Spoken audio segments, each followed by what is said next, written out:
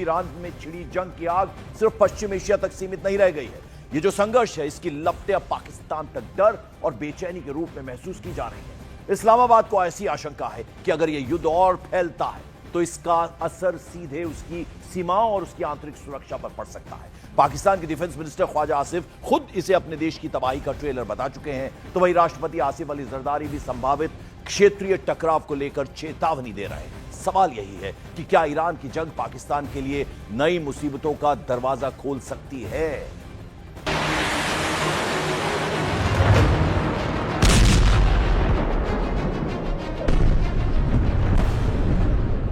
Iran war से दहशत में Pakistan.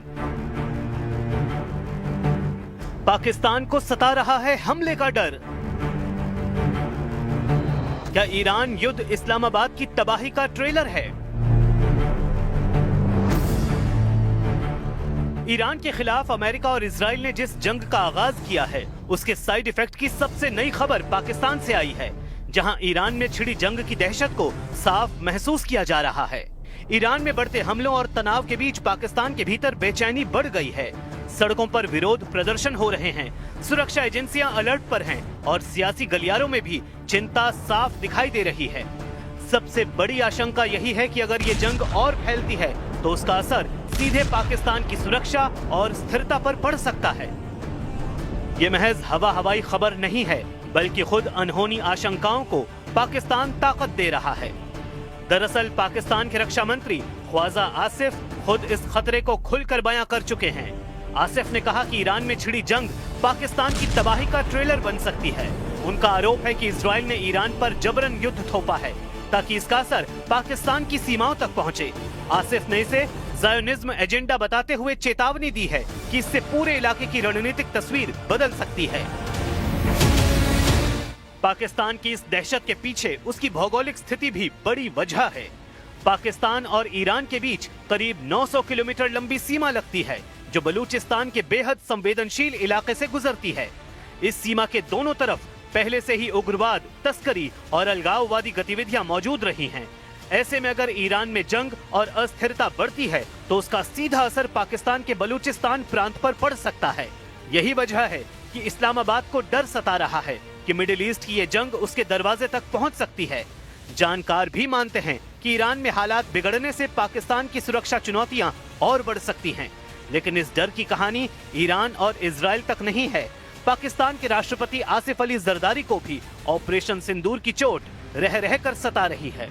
Today, trapped in the strategic short-sightedness, India's leaders said they are preparing for another war.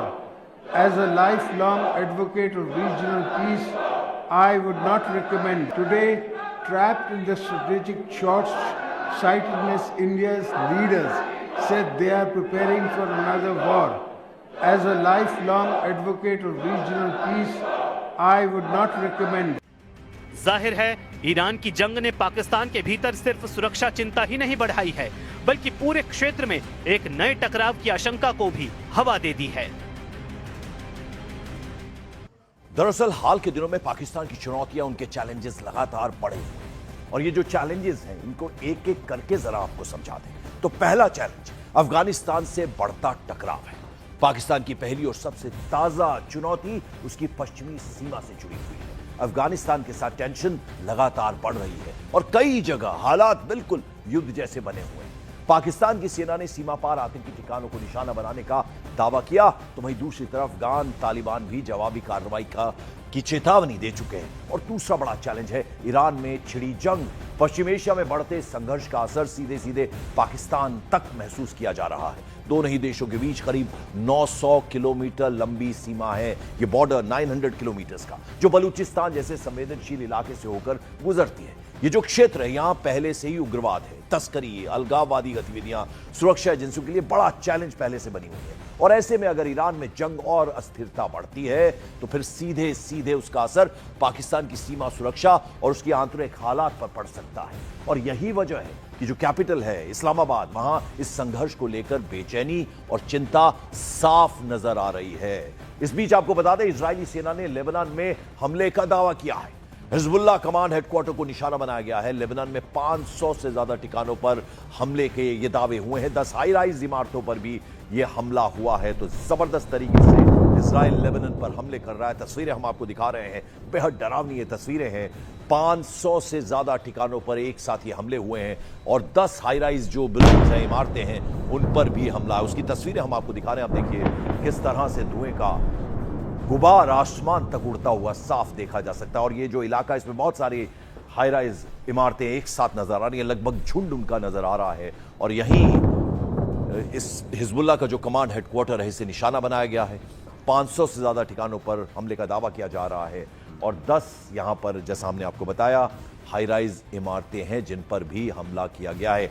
वो target कौन कौन सी जगह की गई हैं, वो तस्वीरों के जरिए हम दिखाने की कोशिश कर रहे हैं। एक के बाद एक यहां हमले हुए हैं और 500 से ज्यादा जो ठिकाने हैं उन पर ये हमले हुए हैं। हिजबुल्लाह कमांड हेडक्वार्टर को निशाना बनाया गया है।